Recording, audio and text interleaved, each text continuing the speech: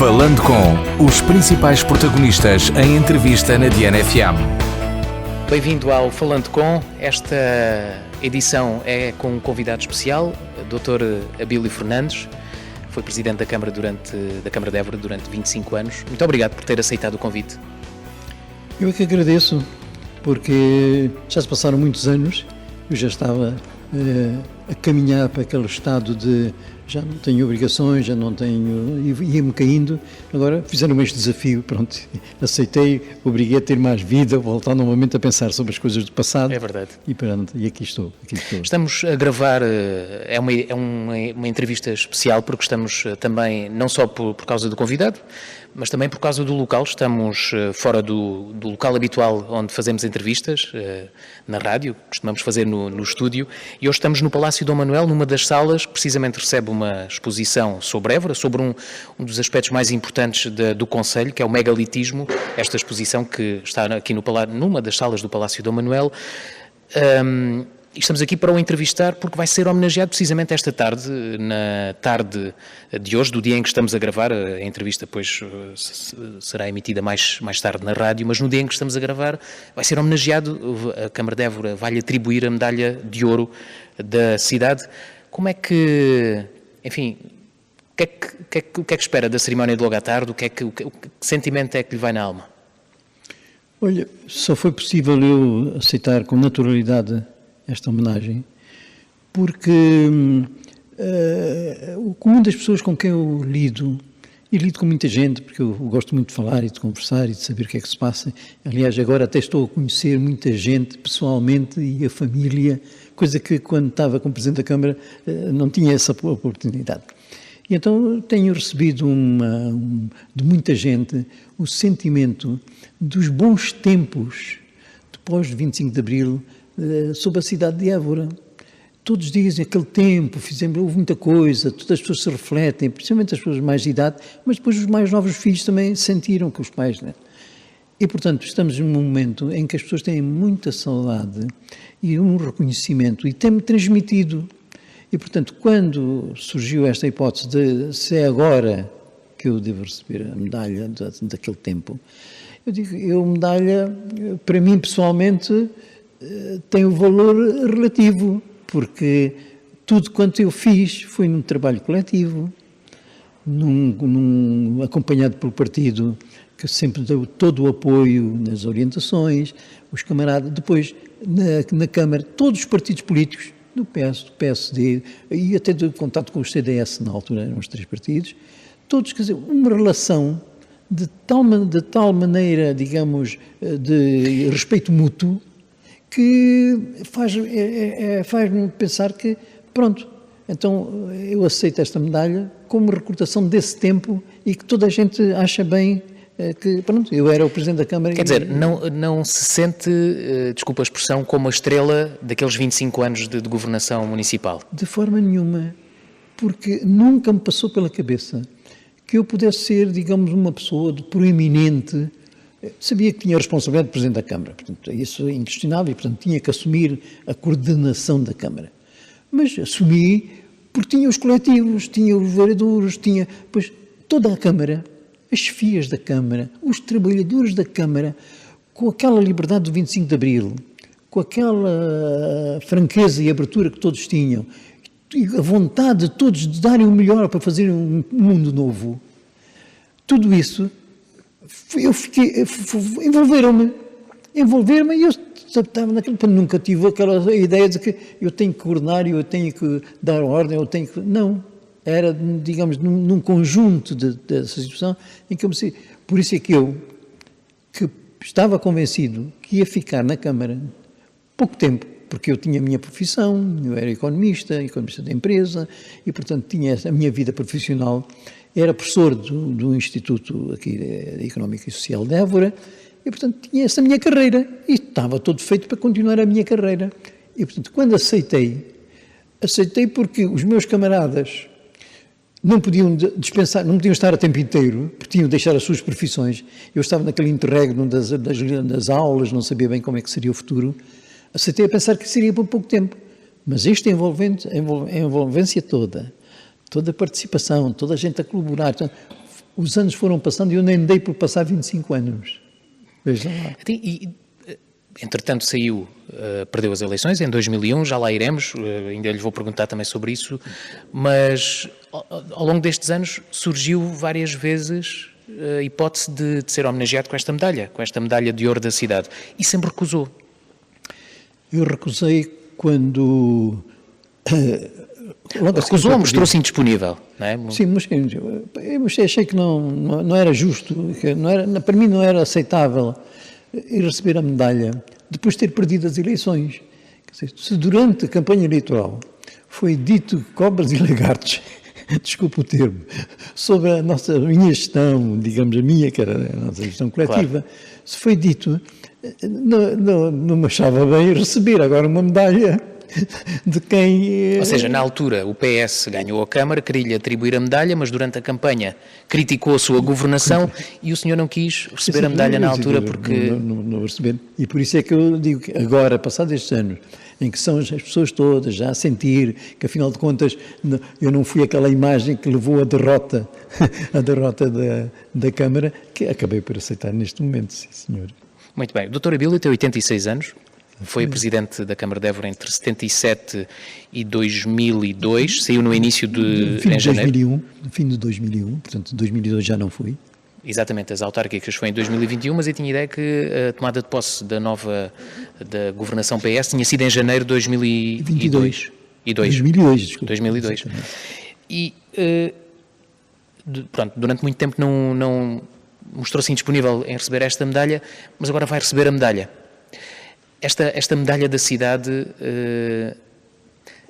o senhor já tem muitas distinções, acho que, não sei, a Rainha de Inglaterra se calhar é mais importante, não sei, mas esta vai ficar no topo das mais importantes, já recebeu muitas, sim. Esta agora da cidade, da sua cidade, será a mais importante? Para mim a mais significativa das homenagens foi a do Presidente da República Portuguesa, General Ramalhianes, e depois uma segunda do Dr. Cavaco Silva, do professor Dr. Cavaco Silva. Portanto, essas são as duas medalhas nacionais que têm muito significado para mim, porque são coisas nacionais e todo o trabalho que eu fiz foi muito virado para as nossas questões. E é gratificante, a mais profunda, digamos, intrínseca ao meu sentimento, foi a escolha que a agência Lusa fez na altura, em todos os órgãos de comunicação social, a escolher o autarca que devia ser considerado, naqueles 20 anos, o autarca com maior, que se distinguisse mais. Uhum. Escolheram a mim e deram-me, através da Associação Nacional de Municípios, uma recordação de 20 anos de autarca de Portugal. Mas esta agora é muito importante também, não é? Esta agora tem um significado diferente e de muito interesse, porque aqui é que foi todo o meu trabalho, aqui é que foi toda a minha dedicação, e ser a Câmara por unanimidade, e tendo em conta as diferenças políticas partidárias, e hoje cada vez mais distantes uns dos outros, enfim, e a Câmara, no caso da Câmara de Évora, com uma grande expressão de partidos e de movimentos e forças políticas. Ter sido aprovado por unanimidade é gratificante, porque representa, de facto, aquele tempo que todos reconhecem que aquele foi um bom tempo em que Évora atingiu uma dimensão local, a melhoria das nossas condições de vida, depois nacional, por essas projeções todas, e depois internacional, que ficou reconhecida como uma cidade. O Dr. Abílio nasceu em Moçambique. Nasci em Inhambane, na dita terra da boa da gente, segundo Vasco da Gama. E chegou a Évora há mais de 50 anos, no final da década de 60. Eu cheguei para dar aulas.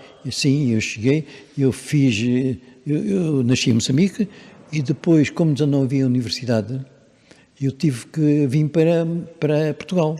Nessa altura chamava-se a Metrópole, vim para a Metrópole tirar o curso superior. Então tirei o curso de Ciências Económicas e Financeiras em Lisboa e depois fui trabalhar logo a seguir, depois fui para a Marinha, para a tropa. Fiz a minha tropa na Marinha e aí foi o primeiro, digamos, sentimento da questão política. Porque eu fiz a tropa na Marinha e tinha começado a guerra nas colónias. E eu fui destacado, no recrutamento, fui destacado para ir para a guerra. Eu fiz os meus protestos todos, junto dos almirantes, junto de todo o corpo dos professores que eu tinha na Escola Naval. Dizer, como é que me querem mandar a mim para a guerra se eu não sou dos menos classificados do meu curso? E segundo a regra da Marinha, quem devia ir para a guerra deviam ser os menos classificados, depois por ordem. E felizmente o meu eco teve, aliás, a minha intervenção teve o eco. E acabei por ficar toda a tropa no depósito de subsalentes no Alfeite. E depois da tropa, então, é que eu entrei para o Instituto de Investigação Industrial. Para elaborar, isto foi para mim foi, digamos, uma lição, uma aprendizagem extraordinária da vida económica. Participei na elaboração da primeira matriz interindustrial de Portugal. O que é isso? É uma matriz em que se estudaram, em que se recolheu, e se fez o trabalho, das transmissões de bens e de serviços de umas empresas para as outras em Portugal. Portanto, um quadro por sector. O que a agricultura fornece para a indústria e das indústrias que fornecem um pouco. Portanto, esse quadro é um quadro preciosíssimo para qualquer gestão de um país. Portanto, foi uma grande aprendizagem. Depois, a partir daí, é que vim para Évora, em 1967. Para o Instituto Superior de Económica e Social de Évora. Foi por aí que eu vim depois dar as aulas. Deu aulas? Dei aulas, depois de 67, ao fim de 7 anos, de 6 anos, em 1973, é que eu comecei a participar no movimento democrático. Fui ao Congresso de Aveiro, em 1973, que era o Congresso da Oposição Democrática, e, portanto, foi enraizando em mim, digamos, o protesto pela situação que se vivia do fascismo, da falta de liberdades, toda aquela questão.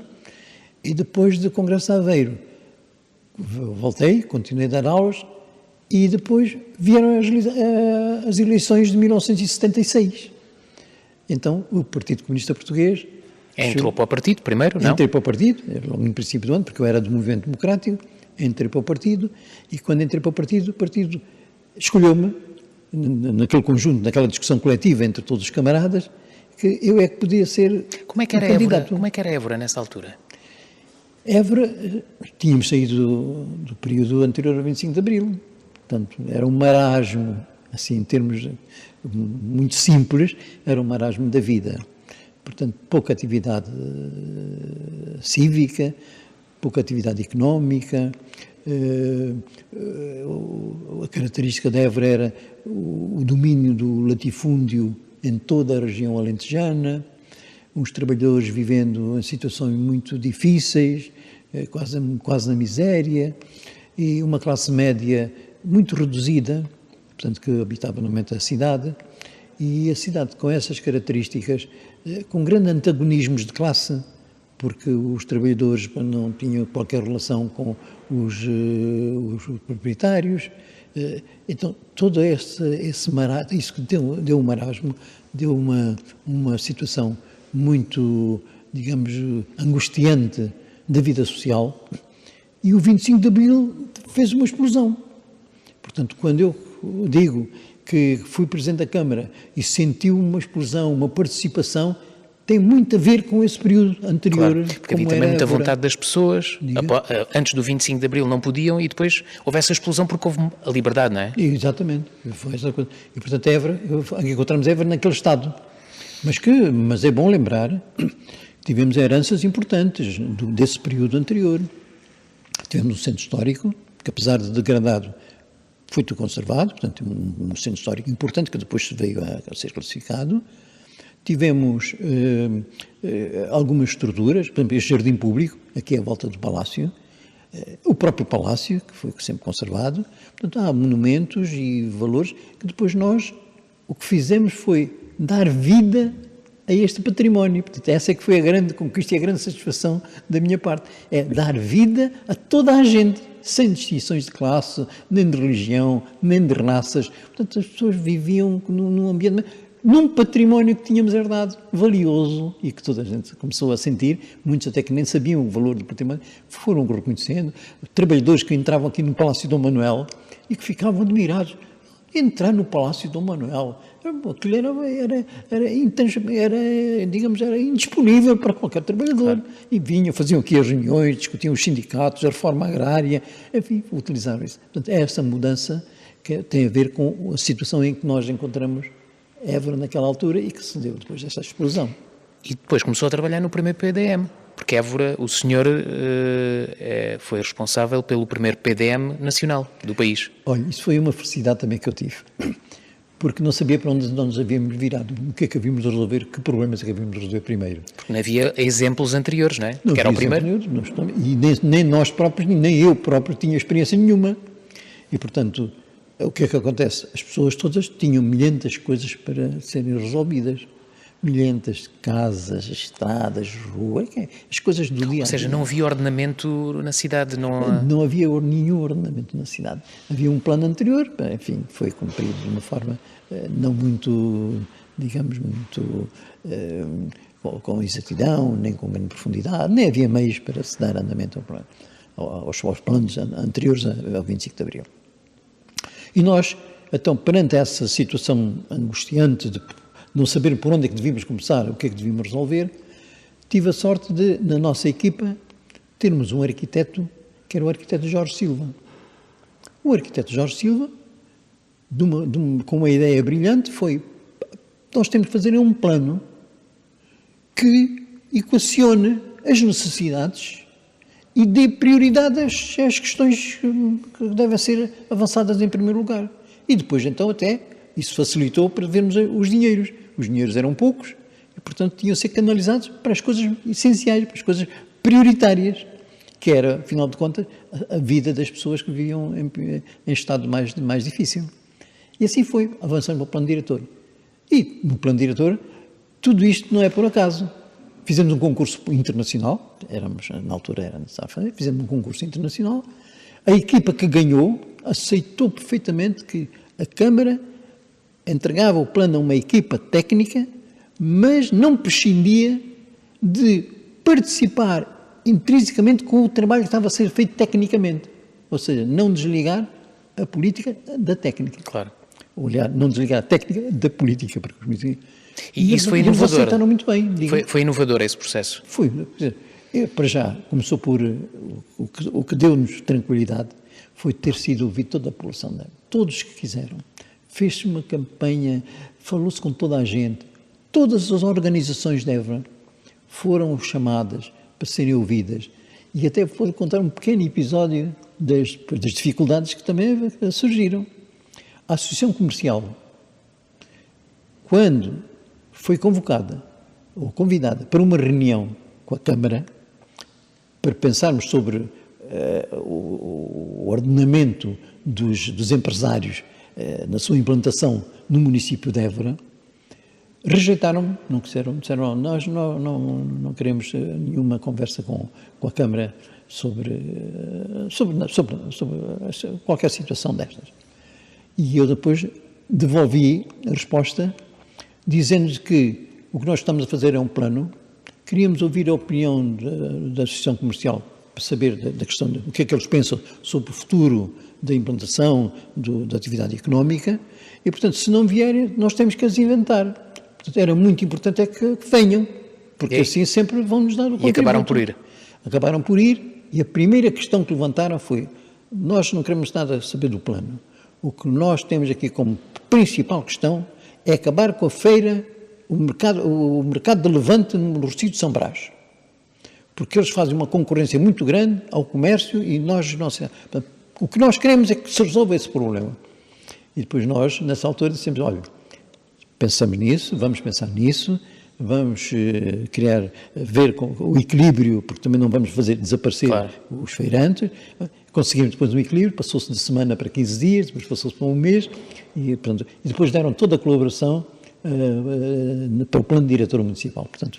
E esse primeiro PDM de Évora, que foi o primeiro do país, serviu de exemplo para outras câmaras, quando começaram a trabalhar nesse instrumento, procuraram Évora? Serviram, e não só. Não havia uma lei em Portugal que caracterizasse os planos diretores municipais. E a nossa proposta para o Governo foi no sentido de estimular o Governo a fazer uma lei que utilizou muito as nossas propostas, a forma como nós estamos a trabalhar, para se fazer a Lei Nacional sobre o Plano de Diretores Municipais. E depois serviu para as outras câmaras todas, para poderem avançar. Portanto, acho que foi uma contribuição interessante e importante. Seguiu-se o processo da Unesco, da classificação do Centro Histórico, que faz no dia em que estamos a gravar 38 anos, que o Centro Histórico de Évora foi classificado pela Unesco como Património da Humanidade. Que recordações é que guarda desse tempo, do processo muito complicado? Foi a segunda cidade, Évora, a segunda cidade portuguesa, a seguir a Angra, do heroísmo, se não me falha a memória. Foi a primeira, sim. Que recordações é que tem desse tempo, desse processo? E o que é que isso também trouxe à cidade? Olha, foi um dos momentos mais marcantes de termos de emanação de uma imagem para toda a população de Évora. Foi um júbilo, uma alegria de toda a gente. E quando eu digo toda a gente, aqui não há nem classes sociais, nem o problema dos mais ricos, ou mais proprietários, ou mais trabalhadores, ou mais da classe média. Toda a gente delirou, ficou satisfeita com a criação de Évora como património mundial. E isso deu, digamos, foi um enlace em relação àqueles tempos primeiros. Havia muita satisfação, mas sempre havia suas divergências das situações de cada um. Com a criação do património mundial parece que ganhou-se um novo enlace de toda a população. E a classificação do património mundial só aconteceu depois de terem passado 10 anos da gestão camarária. São passados 10 anos. E porquê que só passados 10 anos? Porque a maior parte da população de Évora vivia nos bairros clandestinos. Não tinham água, não tinham esgotos, não tinham arruamento, enfim, era uma vida desordenada. E isso eu não sei. E, portanto, nós durante 10 anos, o que estivemos foi criar as condições... A prioridade foi outra. Foi uma prioridade grande para as pessoas terem a sua vida... Melhores condições de vida, não é? Tal. E essas populações que tinham sido afastadas e nunca não tinham... Quando começaram a ter satisfação de vida e viram que as coisas todas estavam acompanhadas e que a Câmara correspondia e estimulava todo esse avanço, ao fim de 10 anos já é que nós sentimos até com força e em condições de aquilo que era prioritário, que era urgente, estava a ser resolvido. Então vamos agora dar conta do património histórico e vamos valorizá-lo e vamos, aliás, que na altura já se estava a estudar, e vamos então, atrevemos-nos à classificação do património da humanidade. E foi por unanimidade na Unesco. Nem eu, como Presidente da Câmara, me desloquei a Paris para falar ou para dizer que nós tínhamos a candidatura. Mas nada. Porque não acreditava? Não, porque pensava que o valor intrínseco era tal, ou era pelo seu valor próprio, estava estudado e a proposta, ou então não era por influência nem de pressão, como acontece muitas vezes e infelizmente acontece muito. Há muitas coisas que são classificadas por pressão que é feita junto dos júris. E eu não fui, e digo isto porque exatamente para fazer o contraste com muitas classificações que resultam das pressões e das influências políticas e partidárias, e neste caso não mexi uma palha, como se diz em gíria popular, e Évora foi classificada. A classificação deu muito prestígio a Évora. Foi na sequência desse prestígio que surge o projeto da Malagueira? Não. Como é que o arquiteto Cisa Vieira faz um projeto como o Malagueira em Évora? Olha, no interior? Faz uma pergunta, ajuda-me a complementar a minha primeira resposta. É que a prioridade que foi dada no plano diretor era a construção de habitação, porque as pessoas não tinham casa. Os tinham, eram os bairros clandestinos, que já falei, e foram recuperados. E, portanto, cada um fez a sua casa, recuperou e os bairros foram estendidos. Mas havia muita falta de casa. E, portanto, foi logo nos primeiros anos, depois do 25 de abril, da nossa gestão, que resolvemos, temos mesmo que construir as casas. E o arquiteto Jorge Silva, que também era o arquiteto, não é? Portanto, teve logo a visão. Então, vamos pegar no plano de expansão oeste, que era uma zona que nós já tínhamos feito antes do 25 de abril, já tínhamos uma zona de habitação, que era na zona da Malagueira, Disse, bem, pô, aqui temos um terreno belíssimo para construir. Já na Comissão Administrativa, logo depois do 25, a Comissão Administrativa da Câmara tinha construído 550 fogos do bairro da Cruz da Picada, já para responder à necessidade de habitação. Portanto, são aqueles prédios que nós temos até de 3 ou 4 andares. E então, surge então a ideia do arquiteto Jorge Silva, então vamos pegar naquilo e vamos convidar um arquiteto que tenha capacidade, tenha dimensão para pegar num projeto desses. Porquê? Porque é que nós achávamos, e ele então realçava isso, porque nós, agora, após o 25 de Abril, se condenamos as construções de antes do 25 de Abril, sem identidade, sem cuidado, de qualquer maneira se construía, cada um construía como queria. Então, nós agora devíamos introduzir alguma qualidade nas novas construções. E o arquiteto dizia, mas para isso precisamos de um arquiteto que tenha capacidade para vislumbrar uma ideia nova para construir as casas em Évora, porque Évora estava confrontada com o património histórico. E, portanto, e é próxima, Malagueira está nas imediações do Centro Histórico. Devia ser. Então, foi a proposta de ser o arquiteto Cisa Vieira. Olha que custou muito. Essa reunião foi até às 4 da manhã, porque a divergência dos partidos sobre a escolha do Cisa Vieira, mas quem é esse homem? Mas todos a pensar que havia alguma uma ligação partidária. E o arquiteto Jorge Silva disse, não, senhor, é um arquiteto do Porto, com grande prestígio, nós conhecemos, é um homem com uma grande capacidade e tal. Trouxe-lhe o currículo todo, lá o convenceu, e foi tão importante que o vereador do Partido Socialista, porque eram 3 do Partido Socialista, 3 da CDU, com o Partido Comunista, e 1 do PSD, e aceitaram, um do Partido Socialista com o arquiteto Jorge Silva da CDU, foram os 2 pessoalmente ao Porto para falar com o arquiteto Cisa Vieira para ver se ele aceitava. Então deixe-me abrir agora um parênteses. Diga. Portugal enfrenta um problema de falta de habitação, atualmente. Évora não é exceção. Acha que Évora precisava de uma nova Malagueira? Évora e o país. E o nosso exemplo foi gratificante. Porque é que se resolveu o problema? Porque a autarquia assumiu que tinha que resolver esse problema e que não podia ser entregue à iniciativa privada, porque não tinham condições para poder responder a preços acessíveis, e esse é que é o grande problema. Mas, doutor Abílio, nesse tempo, essa descrição que faz da situação desse tempo é muito parecida com a atual. É sim, senhor. Não é? É sim, exatamente. Eu, cada vez que E a solução será possível a mesma? Acha que é possível a mesma solução, a Câmara assumir? Eu penso que não há outro caminho. Não há outro caminho. É a Câmara com o apoio do Estado. Porque nós fizemos isso, mas havia financiamento do Estado. Portanto, não é a Câmara. Quem tem que assumir prioritariamente é o Governo. O Governo tem que assumir que, sim senhor, vamos para uma política para resolver o problema da habitação, que nós dizíamos na altura social. Portanto, a habitação em condições acessíveis à população. Porque nós estamos a ver é que o que resulta de muitas famílias que estão hoje a viver muito mal é a sua carência das condições económicas. E, portanto, para correr a isso, o Estado tem que assumir que tem que ir ao encontro dessas populações.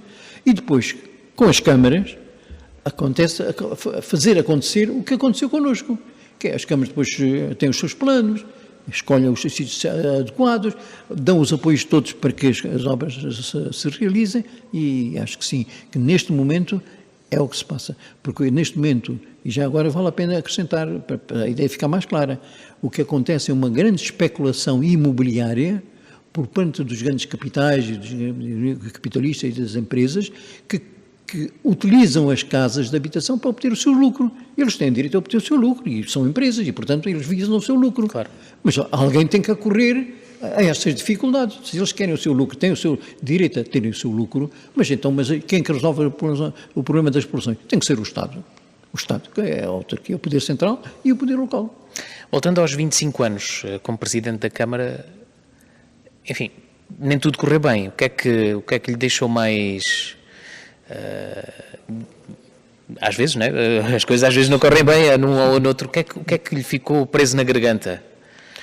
Olha, ficou-me muita coisa que nós queríamos resolver e acima de tudo, à medida que passou aquele período de euforia de toda a colaboração, participação, e a sociedade foi-se alterando, e foram 25 anos. Portanto, já deixamos a Câmara no fim de 2001. E, portanto, a própria situação nacional da relação entre os governos e as autarquias foi-se alterando de tal maneira que hoje até está numa situação quase difícil, porque os governos descentralizam hoje, que na altura já tinham começado, mas descentralizam e depois não dão as condições e meios para as câmaras poderem assumir essas novas competências.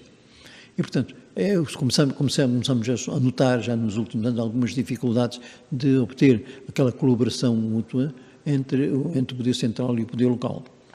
Por outro lado, a situação económica também foi nacional, da atividade da vida. E depois tem reflexo na Câmara, não é? Essa dificuldade que fala, depois teve reflexo na Câmara, as dificuldades financeiras. Porque depois já apareciam já menos iniciativas. E tivemos um problema gravíssimo, que foi o problema das hemodiálises. Esse problema foi angustiante, foi muito difícil, porque estavam a morrer pessoas no tratamento da hemodiálise. Foi em 94, portanto fez este ano 30 anos. Exatamente, foi exatamente 30 anos. E nessa altura começaram a morrer pessoas, estavam a ser tratadas na hemodiálise no Hospital de Évora, e atribuíram as culpas à água, e que a água era fornecida pela Câmara, era a responsabilidade da Câmara, e portanto caíram as culpas sobre toda a Câmara. Isso para nós foi foi pesaroso, foi uma coisa que nos... Ou seja, houve um conflito entre instituições, entre o hospital, na altura o Hospital Distrital, e a Câmara. Exatamente, e isso agudizou muito a situação, porque não é? E nós fomos analisar toda a forma como tratávamos a água. E não havia nenhuma irregularidade. Todos os nossos serviços, nós vimos o serviço do funcionamento, cumpriam rigorosamente todas as determinações do tratamento da água. Então, e como é que nós éramos culpados? Depois começamos a notar que os serviços da hemodiálise do hospital é que estavam a ter deficiências. Mas isso, dizíamos uns, atiramos as culpas aos outros, e eles atiravam as culpas para cima da Câmara, e dava uma grande confusão. Até que o processo acabou por ir para o Tribunal. E a Câmara não se sentou nos réus? Houve 3 médicos arguídos e um engenheiro, penso eu, do hospital. E a Câmara ficou completamente... Mas marcou muita cidade nessa altura. Eu era uma criança, mas recordo-me que havia notícias naquela altura apenas na RTP, Exatamente. de Évora, né? Havia muitas notícias de Évora, porque também foi houve muito mediatismo, na altura ainda o mediatismo não era como é hoje, exatamente, mas houve muito mediatismo, com muitas reportagens, quase todos os dias. Isso deixou também uma imagem negativa, ou deixou as pessoas mais desiludidas, desconfiadas dos serviços públicos? O que é que... Acabou por não deixar, porque, curiosamente, foi a primeira vez que a RTP deslocou-se a Évora, e foi aqui neste Palácio do Manuel, naquela sala, que se fez um debate com toda a gente de Évora sobre as hemodiálises. Então ficou clarinho que, de facto, nós tínhamos feito tudo, e até tecnicamente, quer dizer, o engenheiro responsável pelas águas dizia claramente tudo quanto tratava, como é que fazíamos, estava sempre aberta a toda a gente, e os investigadores que tiveram a analisar esta questão da culpa e tal, iam lá aos depósitos de abastecimento de água e tudo, fizeram as análises. E, portanto, teve uma projeção nacional, foi transmitida em direto pela televisão RTP naquela altura, em Évora, sobre uma questão que estava a ter esta dimensão, e tratava-se de mortes, que era uma coisa aflitiva e angustiante para todos nós. Então teve essa repercussão, e depois dessa angústia toda nós sentimos, digamos, pelo menos fomos justiçados. Portanto, acabou não só pelo Tribunal, como depois na projeção que a própria televisão deram, de que as coisas estavam todas transparentes e tudo funcionava com normalidade em Évora. Foi um grande momento. Depois, em 2001, o senhor perdeu as eleições autárquicas para o PS. Ficou com alguma mágoa, algum sentimento de injustiça quando perdeu as eleições? Não, nenhuma. Eu até me admiro, nenhuma. E não fiquei com nenhuma, porque sempre encarei a minha tarefa de Presidente da Câmara como uma tarefa coletiva, apoiada pelo partido. E, portanto, sempre tive o apoio do partido, sempre, em todas as circunstâncias, não houve ano nenhum, nem tempo nenhum, que o partido não tivesse orientado dessas suas opiniões e a forma como nós devíamos tratar, numa linha unitária. Isso é que é importante realçar. O Partido Comunista Português considera que as autarquias têm que ter uma política unitária. O que é uma política unitária? É uma política que respeita todos os partidos, todas as pessoas, todos os credos e religiões. O que conta é a melhor solução para resolver os problemas da população. Seja de quem for, na altura dizem, do CDS, é uma coisa, eram anticomunistas e tal. Fosse até do CDS, as propostas válidas é de serem aproveitadas na política unitária do partido. Então, isso deu uma dimensão, deu-me, digamos, uma base sólida para relacionar com toda a gente, com todos os partidos, sempre à procura da melhor solução para as coisas. Nunca... E, portanto, diga. A sua pergunta. E, portanto, quando perdemos as eleições, para além de eu não ser Presidente da Câmara, que para mim nem sequer tirava proveito de ser Presidente da Câmara, porque era a nossa postura de comunistas, porque nós abdicamos de receber qualquer excedente, nós tínhamos até uma organização em que entregámos a nossa diferença daquilo que ganhávamos a mais na Câmara em relação ao passado, e, portanto, para mim, pessoalmente, não trouxe nenhuma perturbação. O que acontece é que ficamos angustiados porque tínhamos um plano que não foi de desenvolvimento, tinha muita coisa em marcha que queríamos fazer, mesmo no mesmo sentido, e que foi interrompido. Portanto, aí é que foi a minha mágoa, foi a Évora vai sofrer ou vai ter perturbações nesse encaminhamento, como de facto se veio a ter. Terminou esse ciclo, nunca pensou em voltar a candidatar-se, por exemplo, em 2005? Não, porque a ótica que eu tenho é o partido tem que escolher em cada momento quem é que está em melhores condições para ocupar os lugares. E não a pessoa é que se candidata ou se oferece. Não, o partido veio no coletivo, quem é que em cada momento... E foi assim que aconteceu. Ao fim de 12 anos, o partido escolheu quem naquele momento era, e eu até fiquei satisfeito. Encontramos uma pessoa mais nova, em condições que o partido deposita confiança e pronto. Depois o senhor foi para o Parlamento, concorreu pelo Círculo de Évora, esteve no Parlamento como deputado, depois acabou por sair para dar lugar aos mais novos, como disse na altura, ao João Oliveira, que hoje é eurodeputado do PCP, e gostou de ser deputado? Gostei. E gostei não pela minha contribuição, mas por aquilo que aprendi. Fiquei com uma dimensão nacional, como é que, na nossa gíria, como os cordelinhos se mexem na vida... Nos corredores do Parlamento. Nos corredores do Parlamento. E depois, nas relações com o Presidente da República, com todas as instituições. Portanto, isso deu-me um quadro, digamos, para a minha formação pessoal e para a minha compreensão pessoal de como é que se mexem, o mundo, como é que se relaciona, como é que se influencia, como é que se conduz a resolução dos problemas, foi para mim uma grande aprendizagem, esse momento que lá passei. E depois lá está, perdão, chegou um momento, havia gente nova, o João Oliveira era um outro que trabalhava, era um assessor do partido. Do grupo parlamentar, não é? Do grupo parlamentar. E, portanto, senhora, é a altura de pôrmos gente nova, e assim foi, e foi uma felicidade. E o João Oliveira respondeu perfeitamente, e o João Oliveira e os outros todos depois que acompanharam. E hoje vemos onde é que ele está, não é? E hoje vemos a projeção e a dimensão que ele tem, a forma como ele continua a pôr as coisas com uma clareza, com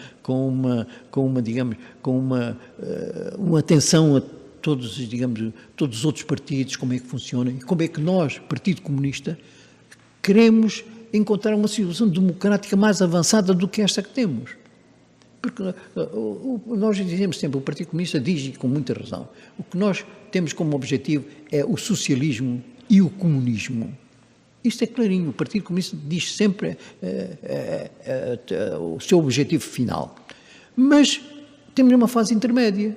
Temos a fase da alteração de uma democracia avançada, como na nossa gíria comunista é, uma democracia avançada no sentido de esta democracia está novamente a anquilosar, está a fechar os valores consagrados na Constituição da República Portuguesa, que foi dessa altura, apesar de ter sido já alterada muita coisa, mas ainda encerra ainda um conjunto importante de vida democrática.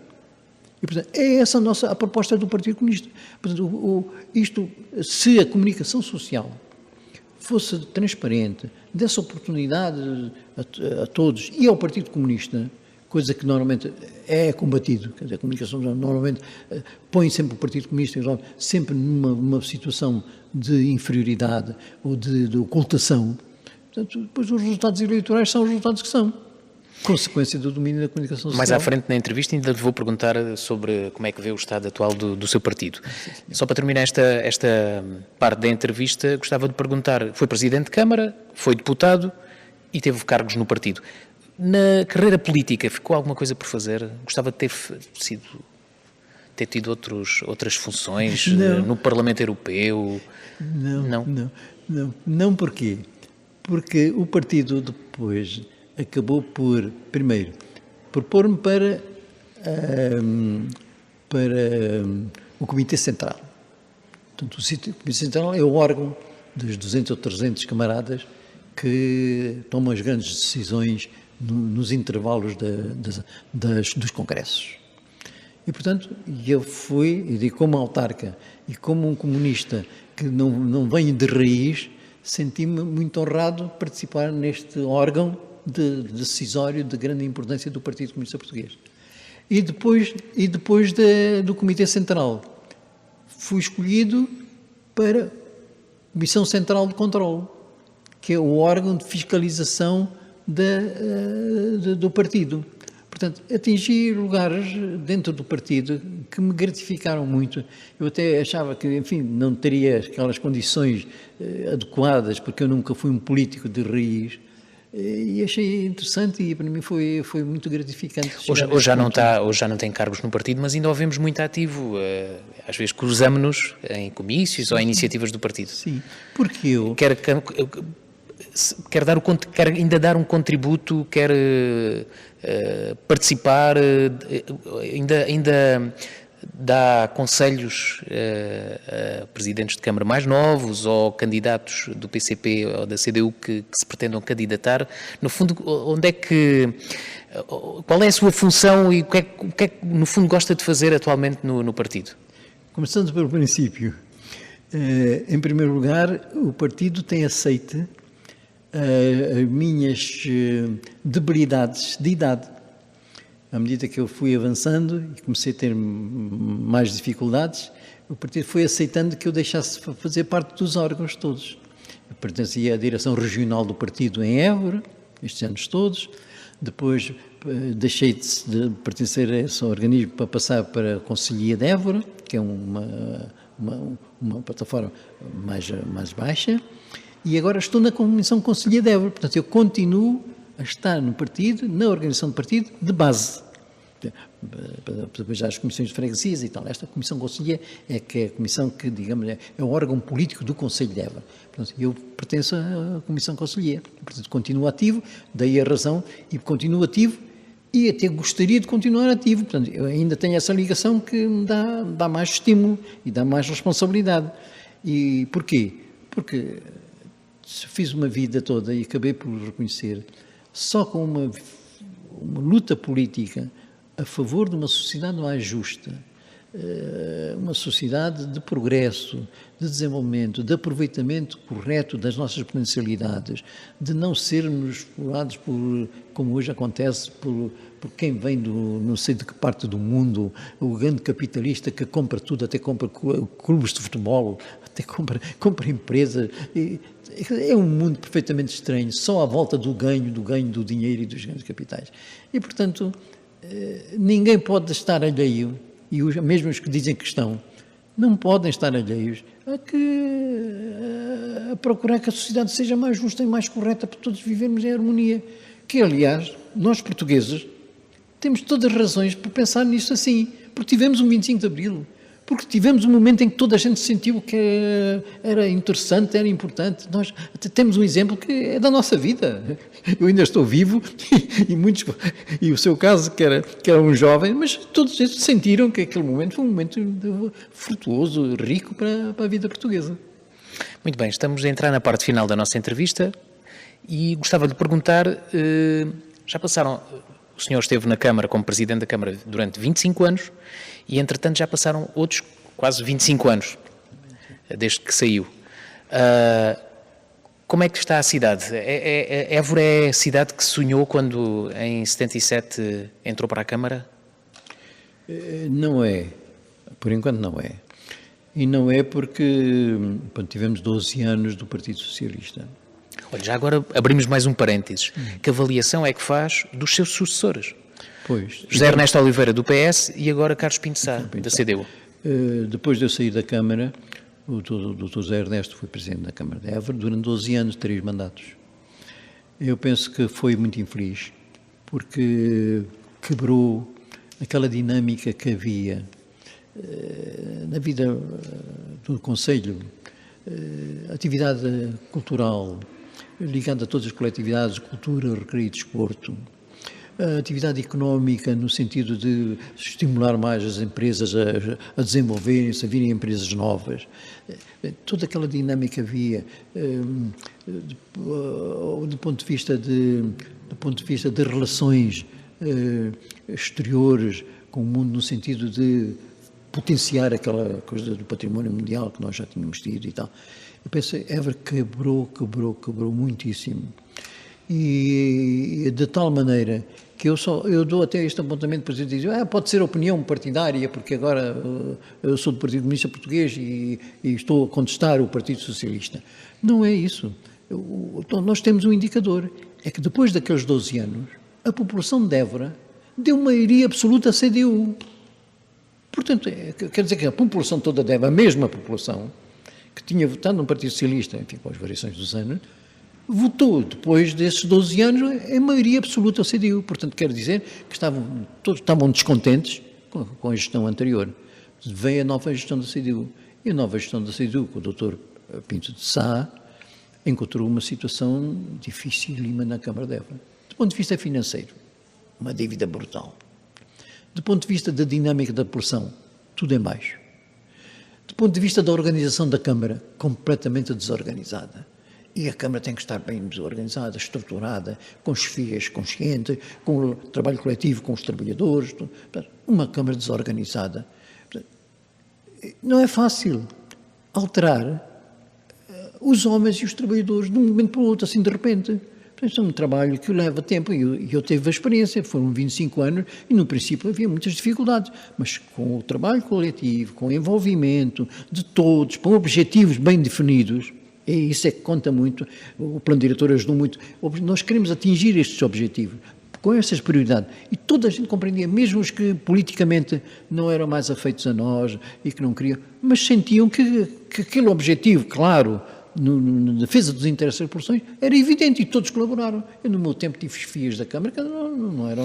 Deixe-me perguntar, porque enfim, o assunto em torno da dívida da Câmara é sempre muito discutido em termos políticos. E o que lhe perguntava era, quando o senhor deixou a Câmara para o PS, já existia dívida, deixou as contas certas, foi o PS que criou a dívida ou o PS já herdou alguma dívida da sua gestão? Havia dívida, como sempre há, é natural que haja, mas é a tal chamada dívida solúvel, ou seja, havia uma dívida que era gerível. Era gerível perfeitamente e, portanto, não havia nenhum constrangimento. O PS é que agravou e chegou quase aos 100 milhões, porque acho que chegou, segundo agora o atual Presidente, aos 95, se não me engano. Que é uma dívida exorbitante, com encargos pesadíssimos e depois com situações criadas até pelos próprios governos, que é o problema da água. Uma empresa da água em que a Câmara ficou a dever à empresa de águas milhões de euros e continua com essa dívida. Portanto, houve um grande estrangulamento financeiro, houve uma grande desorganização dos trabalhadores da Câmara E havia uma quebra muito grande do estímulo e da participação da população. Portanto, para conseguir conjugar isto tudo, já se passaram 11 anos. E agora estou a sentir, respondendo à sua pergunta, a pergunta inicial. o que é que eu agora vejo quanto ao futuro? Ao fim destes 11 anos, de tentar recuperar a Câmara, recuperar o ânimo das pessoas, recuperar a organização dos serviços da Câmara. Portanto, isto vai levar o seu tempo, estes 11 anos já se conseguiu muita coisa e já estamos a sentir que esta Câmara já conseguiu, olha, em obras já é muita coisa. O Palácio Dom Manuel foi recuperado. O Teatro Garcia da Rezende foi recuperado. O Salão Central, que era uma coisa que nós tínhamos comprado, mas que precisava de muitas obras, foi inaugurado. Os Passos do Conselho, o edifício do Passo do Conselho, está a ser recuperado, já está no fim. Portanto, em obras, a recuperação da circular está Mas feita. deixa-me perguntar, o Dr. Carlos Pinto Sá está a terminar o ciclo como Presidente da Câmara, já não se pode recandidatar. O PCP tem uma pessoa capaz que possa disputar a Câmara com os restantes partidos? Daqui a um ano, é praticamente, a menos de um ano, se calhar, penso que as eleições serão em Pode dizer que outubro. é um exagero da minha parte. O partido tem sempre uma pessoa para ocupar os lugares. Sempre. Porquê?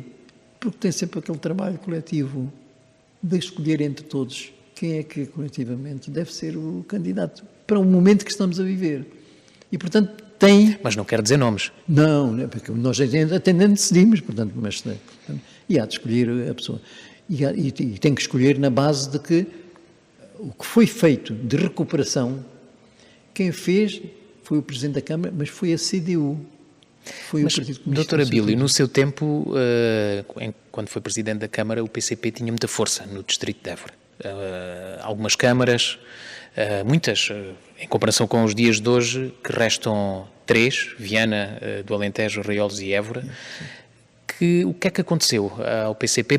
Tem de ser uma resposta rápida, porque estamos quase a terminar a entrevista, mas se calhar esta questão merecia mais tempo para poder responder, mas o que é que aconteceu ao PCP nestes anos, porque também já não tem deputado no Círculo de Évora, o que é que tem acontecido ao seu partido? Para ser rápido, aconteceu o que está a acontecer no país todo e na vida dos portugueses. É o que aconteceu.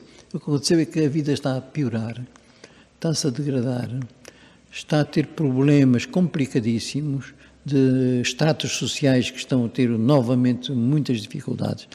E o domínio dos governos, das políticas dos governos, que são o predominante, nós chamamos até, para abreviar, políticas de direita, para poder suportar estas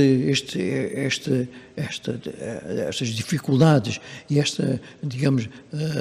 o protesto destas populações, acabaram por dominar a comunicação social no seu todo.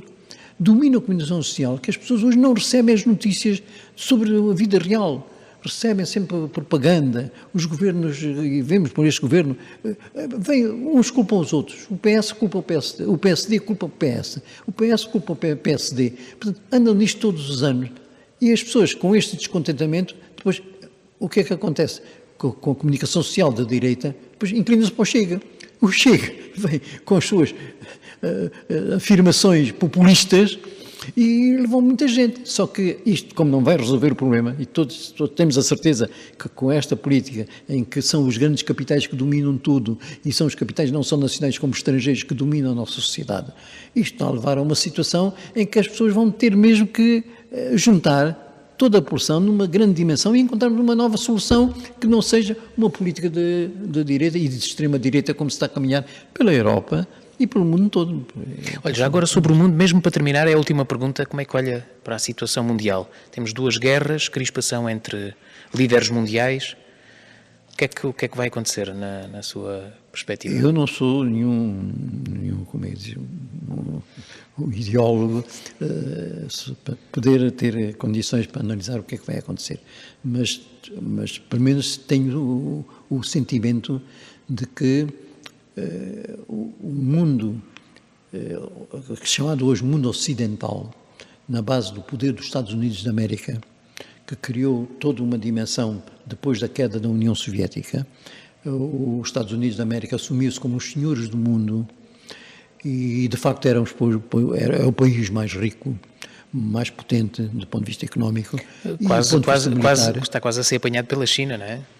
E do ponto de vista militar, ganhou uma tal dimensão que se convenceu e assumiu e definiu a sua política como uma política de hegemonia no mundo. E, portanto, não tolera que nenhum outro país possa desenvolver, que lhe possa fazer frente. Porque a União Soviética tinha caído e, portanto, eles sentiram-se.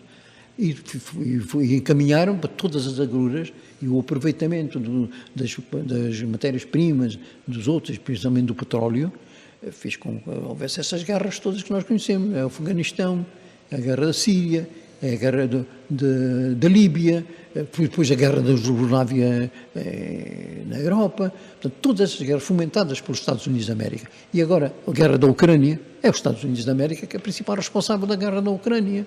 E a guerra no Israel também, é os Estados Unidos da América que apoia os judeus, os israelitas, a fazer aquela guerra. Portanto, esta hegemonia está a ser posta em causa com o surgimento de novos blocos. Um novo bloco grande, que na base dos BRICS, em que está a China, está a Rússia, está a Índia, que é um país capitalista, um país, portanto, portanto, isto não é uma questão ideológica, é uma questão de relação entre os povos. E depois está o Brasil, que com o Lula, que assumiu também a sua integração, e está a África do Sul. Portanto, estes 5 países, que há cerca de 19 anos que existem, que surgiram no mundo como países emergentes, portanto, entre si, terem as suas colaborações e se desenvolverem, agora com esta questão da guerra da Ucrânia, o mundo começou-se a dividir. Quer dizer, houve países que não aceitaram a penalização que os Estados Unidos e a Europa quis impor a todos os países que se relacionassem com a Rússia. E um deles, que é de grande destaque, é a Índia. A Índia, que tem relações muito próximas dos Estados Unidos da América, a Índia não aceitou aplicar sanções à Rússia. E, portanto, começou a aparecer todo este mundo. E é um mundo austral que dos 5 países que... Vai dar origem à Terceira Guerra Mundial, na sua opinião? Esta é que é a incógnita.